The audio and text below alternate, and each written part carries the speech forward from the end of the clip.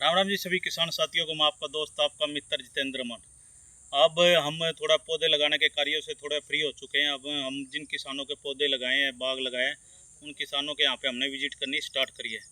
अब हम सब फार्मरों के पास जाएंगे जिनके हमने बाग लगाए हैं। धीरे धीरे हमारे पास 1 महीना होता है ये हर किसान का फार्म देखने के लिए भी, उनके फार्म के पौधे कैसे चल रहे हैं। इस कड़ी में हम आज पहले फार्म पे आए हैं जहाँ पे हमने ताइवान पिंक वैरायटी लगवाई थी 1 साल पहले।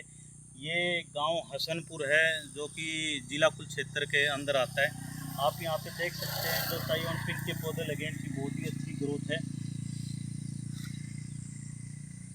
इसमें जबकि किसान ने एंटर क्रॉपिंग के तौर पर गेंदा लिया था। गेंदा थोड़ा पौधे को अच्छे से चलने नहीं देता क्योंकि वो खुराक ज़्यादा खींचता है।